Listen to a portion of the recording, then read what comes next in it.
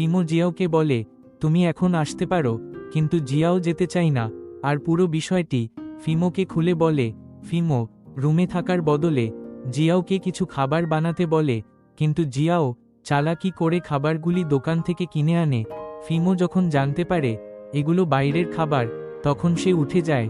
একটি মেয়ে জিয়াওকে ফোন করে বলে, আমার অ্যাক্সিডেন্ট হয়ে যাওয়ায় আমি সেখানে যেতে পারবো না, তোমাকে আমার হয়ে সেখানে যেতে হবে। জিয়াও তার কথায় রাজি হয়ে তার জায়গায় সেখানে পৌঁছায়।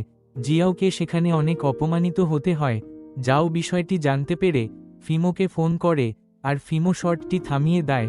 পরের সিনে জিয়াং ফিমোর সাথে তার কোম্পানির প্রোডাকশনের বিষয়ে কথা বলছিল, কিন্তু জিয়াং সেখানে ফিমোর সাথে জিয়াওকে দেখে অবাক হয়ে যায়।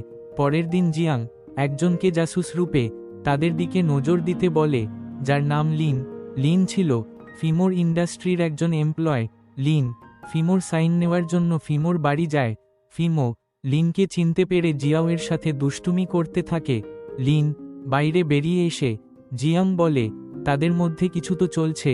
জিয়াং লিনকে বলে, তাদের দিকে নজর রেখো, মেয়েটি আমাদের অনেক উপকারে আসতে পারে। কিন্তু তার গার্লফ্রেন্ড বিষয়টি জেনে যায়। মেয়েটি জিয়াং বলে, তোমার তো জিয়াওয়ের সাথে ব্রেকআপ হয়ে গিয়েছে, তাহলে ওর প্রতি এত চিন্তা কিসের? তখন জিয়াং তার গার্লফ্রেন্ডকে মিথ্যা কথা বলে মানিয়ে নেয়। পরের দিন জিয়াং জিয়াওয়ের সাথে দেখা করতে যায়।